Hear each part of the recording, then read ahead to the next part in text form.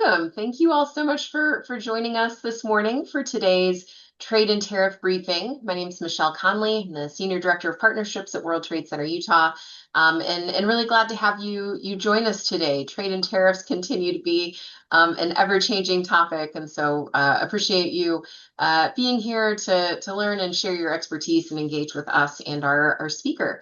As always, this conversation is recorded and will be posted on our YouTube page, so you can access it and share it afterwards.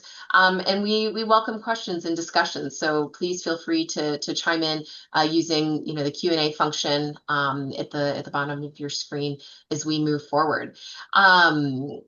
Of course, we'll hear from Ben with this week's updates on what's happened in tariffs. Our guest speaker today, I'm really excited about. I know I say that a lot when I am hosting, but truly today is quite the treat. Today we'll get to hear from Darin Parker. Darin is the president and founder of Parker Migliorini International. I think Darin is one of the most experienced international business people in the state, and there are truly few people that I would rather hear from than Darin when it comes to their thoughts and opinions on international business issues. He always has a unique take, and I think you'll really enjoy hearing that from him today. So really excited about that.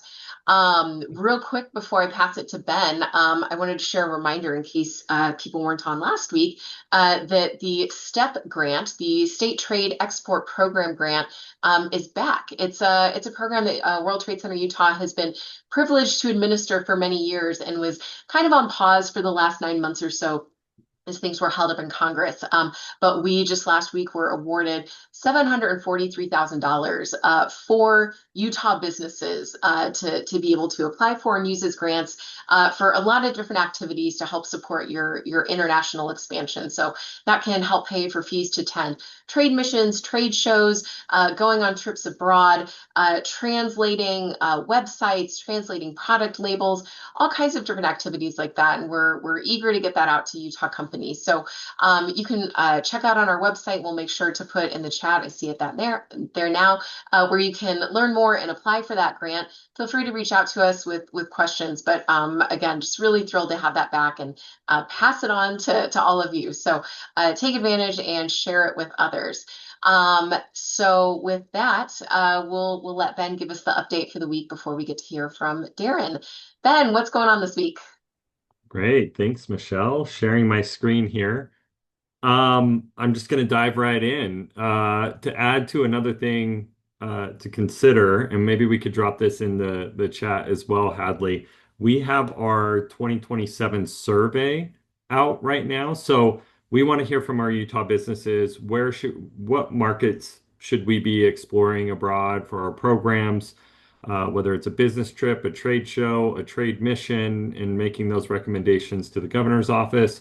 What markets are you interested in exploring? What's worked well? What hasn't? Where are you doing sales? And so for us to deliver the best products possible for our business community, we want to hear from you. So the survey right now is at the top of our tariff dashboard. So, or anywhere on our website. So when you go to our website, wtcutah.com, you can see the banner at the top, click it, take the survey. It takes about 5 minutes or so to get through. So we would appreciate any insights we could get as we start to look at 2027. Diving into the dashboard, another quick reminder, the link to these webinars is on our tariff dashboard, just right here. You can click it and you can register for these. If you're here, you've already done it.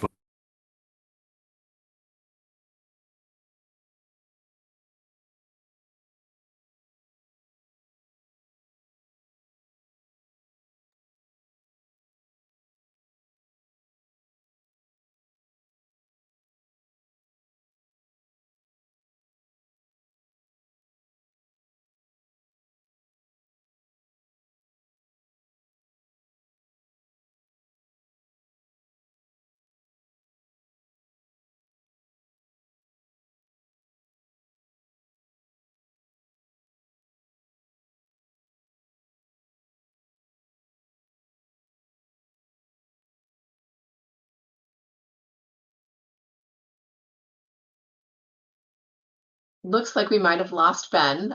So he will join us again in a second, I'm sure. I don't think we've had that happen with him before, and he's in his normal spot. So thanks for bearing with us.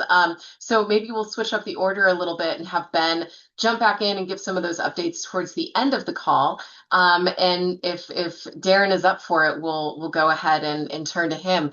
Like I said, Darin is the president and founder of PMI Foods. Longtime member of World Trade Center Utah. We've engaged with Darin for over a decade. His company was also the 2024 recipient of the Utah International Business of the Year Award from the governor's office. So again, just a really important company and institution in our state. And yeah, always eager to hear what Darin has to say. So Darin, welcome. Thank you for joining us today. And Well, yeah, thank you. excited Thank to you hear for your having thoughts. me. You're always so kind, and say so many complimentary things. Really appreciate it. I just want to let you know, though, Michelle, how much we appreciate you and Jonathan, Ben, your team at World Trade Center Utah. What we do for the community at World Trade Center Utah is incredible, and you know, the world is a huge place, and you help make that world smaller. You help people understand the opportunities out there, and really, we appreciate all that you guys do for us. Ben is back. Ben, you want to continue on? I guess he's not back. Yeah, he looks frozen. So let's Okay. roll with it, Darin. Thank Okay, you no for problem. Let me share my screen then here if I can real quickly. Let me see. Tell me if that is being shared. Are we okay? looks like it's popping up. Yeah. Yep. All right. Good. Good. So, hey, listen, today I'd like to tell you a little bit about who we are at PMI Foods and then talk a little bit about trade. Um, so, PMI Foods is a company that's been around for over 30 years. We have 35 locations. We operate on 6 continents. We buy from 50 countries. We sell to 60. We have 3 business platforms and over 800 employees worldwide. Um, one thing that you need to know about PMI is what we actually do. We have 3 business platforms. One of them we call our global solutions platform, which is basically trading, where I would buy a container or a product and I'd export it to a country where they would clear it through customs themselves and buy it from us. That used to be, and that's where we come from. That's the origin of PMI. What we did later on, about 20 years ago, is we started saying, we'd probably like to have a little bit more tactility in the market, understand the markets a little bit better, because it helps us give our customers solutions because we're on the ground understanding it. So we changed our model where we imported the product also. We exported the product to ourselves, imported it, nationalized the product, and then we distribute that product inside of the country. In 2 countries, however, we actually have trucks, kind of like Cisco or Nicholas Foods, where we drive around and we deliver boxes to restaurants. That would be in China, where we have 5 offices that do that, 5 locations: Shenzhen, Chengdu, Guangzhou, Beijing, and Shanghai, where we take and we're delivering food right to the restaurant chains and right to the restaurants, 1 box to 20 boxes, whatever they need. So that's really our food service platform. So this is, if you look here, I'm just trying to move my mouse. There we go. So if you look here, you can see our global presence, where we're located. And then below, you can see that we have the blue, which is the global solutions, and the sourcing offices. And then we have the red, which is the distribution where we import it. And then you can see where we have our food service located there. So this is kind of where we are in a global area. What this does, and why we have this global network, is because we source protein from almost everywhere in the world. This gives us a unique perspective to be able to deliver our customers the knowledge, education, and reliability to have the best options at the best price with the quality that they desire in order to serve their customers better. Because at the end of the day, we're all in the same business, and that is to find solutions for our customers. So that's a little bit about PMI. So I want to talk very quickly about tariffs. And Darin, sorry, yes. 1 second. We're not seeing your slides advance as you go through. There are a couple of comments in the chat, and we're not seeing it as well. We see the Let me title see. page on Did tariffs. you see this one?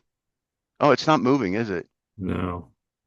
That is strange. Let me just try to do this one more time. Hmm. There we go. Sorry, I was pushing the wrong Perfect. page. Let me go back real quick. All right, so here we are.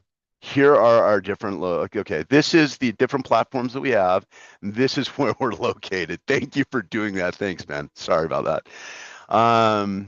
Anyway, and you can see these are the areas of the world that we work in. So it gives us a unique perspective, and that's why we're looking for the solutions for our customers. And we feel that because of the perspective that we bring, buying from all these different areas, we're able to give the customer a unique perspective they can't find anywhere else. Now, I know this call is about tariffs, and I know that we're, hello? We're here. Okay.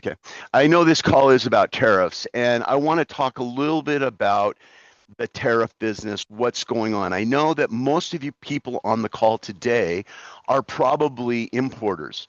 But let's look at this from a complete trade perspective. And one thing I'd like to talk about here is like who actually ends up paying tariffs, because we export to all these different countries all over the world. We see all sorts of games being played. I mean, when you sell to 60 different countries and we have 18, we're in 18 countries actually importing ourselves, we can see a lot of games that are played, including in the United States. We all play games. But I wanted to kind of talk a little bit about the a different perspective on the tariff, and that is why we need to negotiate with these countries to have better deals. Because remember, the trade deal that we made after World War II were basically to bring everybody into the fold and put them into our economy, make a global economy, help recreate Europe, regrow Europe, and then bring people into the fold where they can become good citizens and bring them into the World Trade Organization.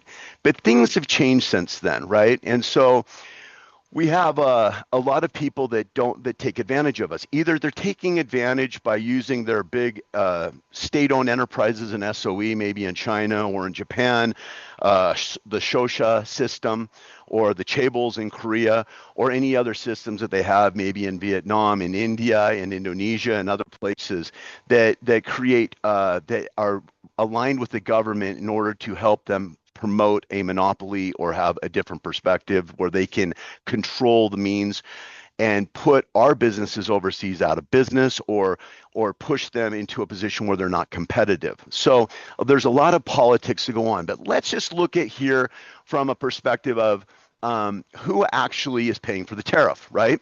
So normally the importer writes the check, but it really depends on how the market reacts and what your competitor countries are able to do on who actually is going to pay the tariff. And at the end, it's basically a shared cost, right? So let me give you an example of US pork. So for many, many years, the United States exported pork to the Chinese market. I'm going to use China right now just as an example, not because of anything, but just as a good example.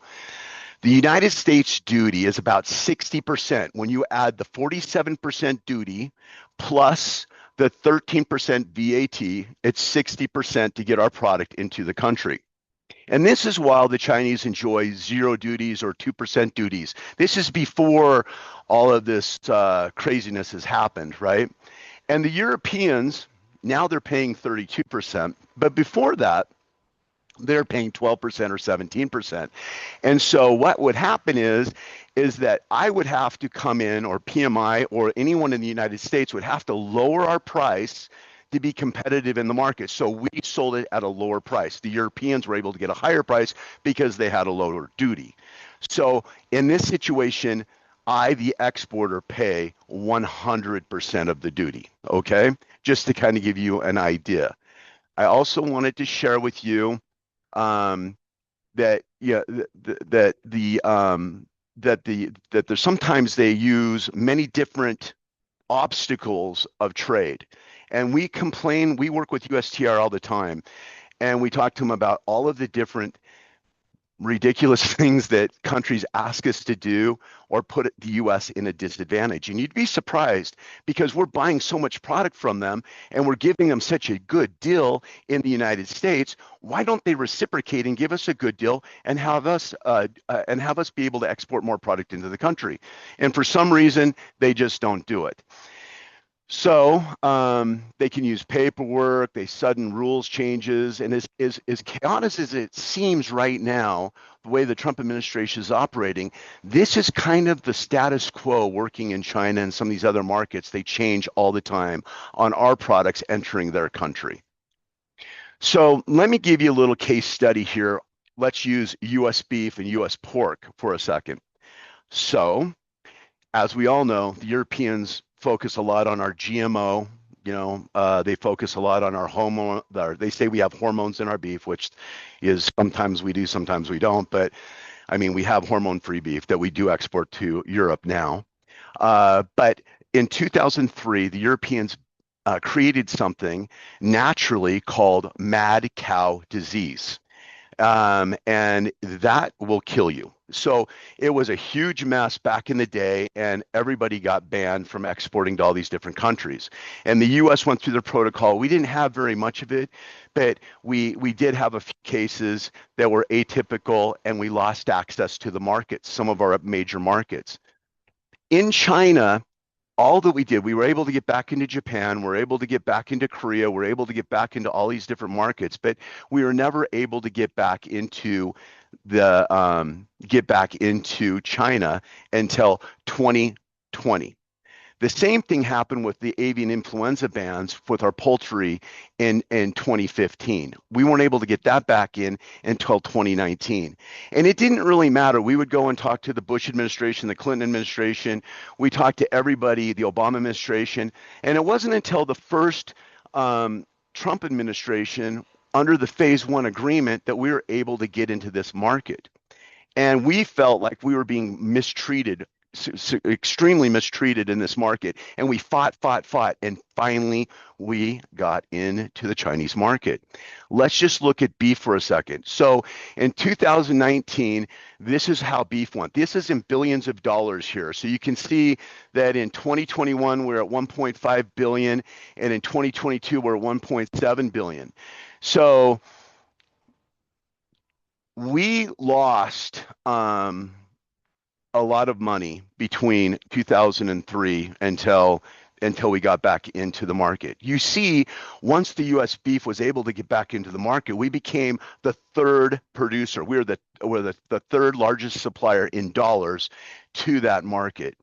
Poultry too rebounded, and it's over $1 billion too. And just so everybody knows here, when you're looking at agriculture, normally an export dollar, you get like 4,000 jobs per $1 billion exported. In agriculture, it's a little bit of a bump. It's almost 6,000 jobs, right?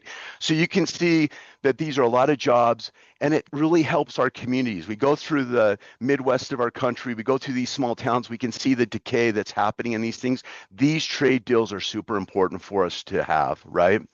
So I just kind of wanted to show you what kind of deals we're working with these different countries, and how we've been mistreated. And so just as Trump came back into office, the Chinese have taken away our registrations, and so now we're no longer exporting meat, or very little meat now, to China because of they revoked some of our facilities, and the ones that did get reinstated still haven't reinstated the ones that had been revoked prior.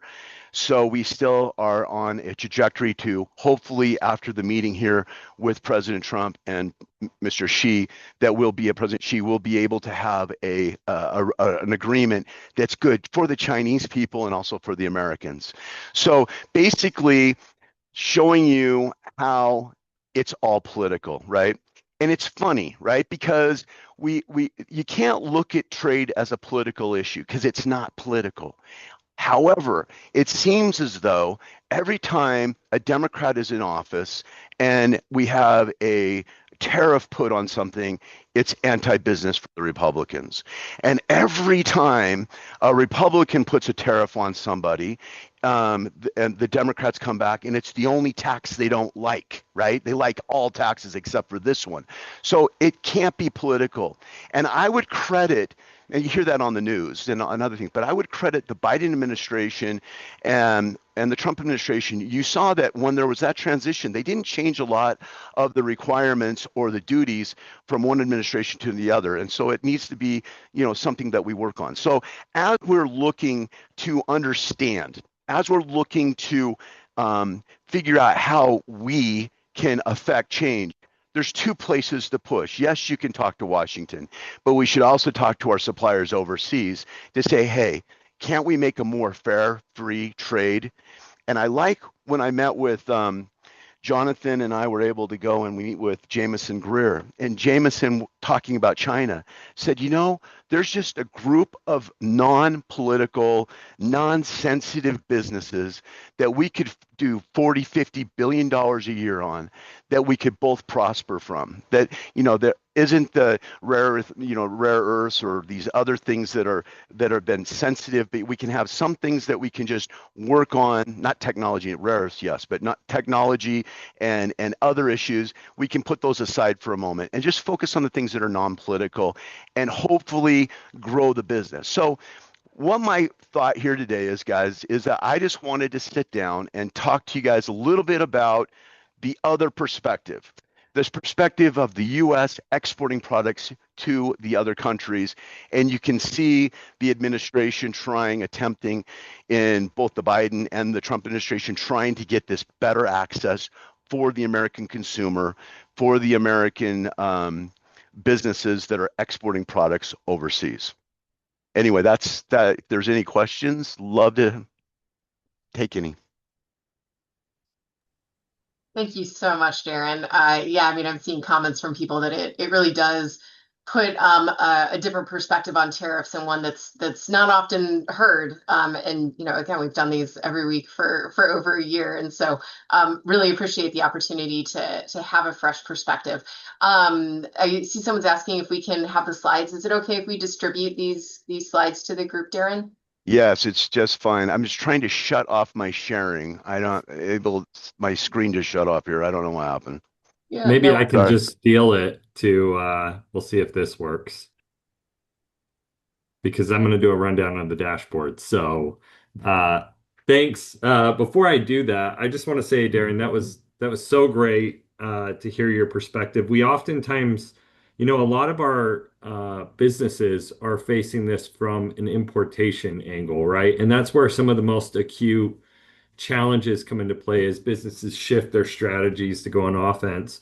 But to really go on offense as well and think about market access, it's so helpful to hear your comments and to hear, what you're going through abroad and how these tariffs are, affecting your ability to have market access when you're exploring international markets. So appreciative for that perspective and love hearing it. And I know our businesses do too. We hear some of it in the chat as well. So I'm gonna do just a brief rundown of the dashboard. Apologies, my electricity went out right as I was going down. So I'm going to do an abbreviated rundown of the dashboard today. We've got just a few things to make groups aware of. I think just in case you guys did not hear about the survey, Michelle, I don't know where I was cut off, but our survey Yes, banner at the I top. think we heard the survey. Perfect. Okay, I won't go through that again, and I'll just go straight down to the tariff update. So we have a few that we want to bring to the attention of the business community here. The first is Canada in the Section 338 tariff. So these are set to go into effect on August 19th, 5 days from now. So next week, we're projecting a 50% tariff on Canada. So there are a lot of active discussions between Canada and the United States right now. Um, there have been active dialogue. There's been active dialogue with the trade minister and USTR and others about a potential trade deal between Canada and the US that may not, some of the perspective is that it may not result in these 50% tariffs if we could figure something out with Canada in the next few days. So we'll continue to monitor this and have some updates in the next webinar as to, what we're looking at with these 338s. We assume we're going to have some big updates on those negotiations with Canada. So keep everyone posted. That's something to keep an eye out for in the news over the next week. We also saw a second update here, the Germany 301 tariffs on pharmaceutical goods. So these are, the public comment closed on August 10th. And as we bring to the attention of this group every week, these 301 tariffs typically take somewhere between 12 and 18 months for full implementation. However, we can expect that these tariffs are probably going to go into effect much sooner than that. So public comment closed.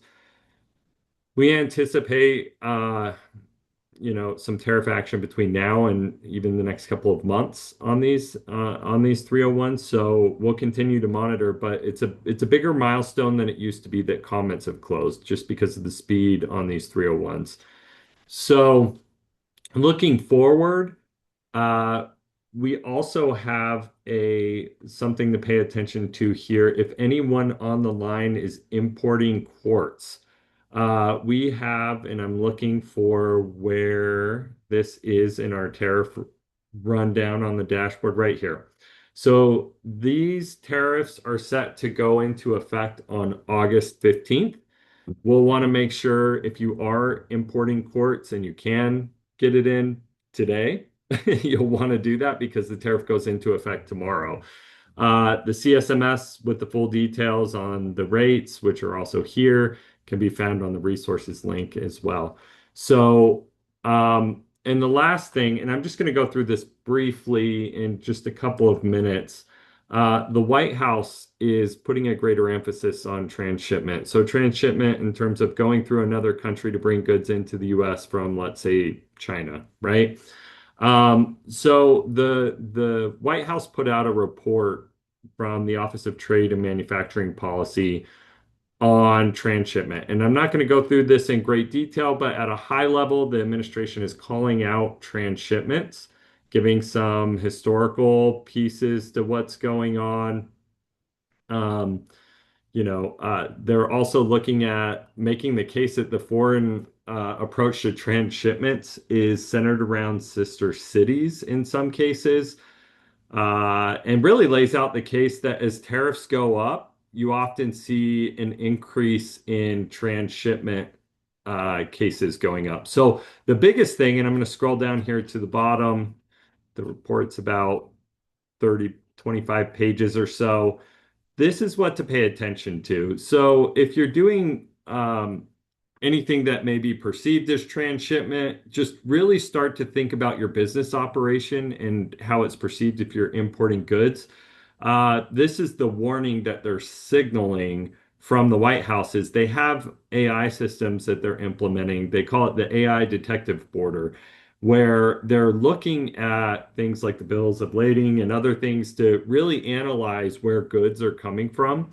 So Customs has this new resource to really identify these transshipment situations and are going to be paying closer attention to them. So thinking through who you're sourcing from and paying closer attention to if it's a good that could be classified as a transshipped good is something to just pay attention to over the next months ahead. So with that, it's right at 10 o'clock. I'm going to pause. Happy to answer any questions briefly, and if there are none, we may conclude. Thanks so much, Ben and Darin, and for everyone for bearing with us with a couple technical difficulties this morning. Appreciate you hanging in there.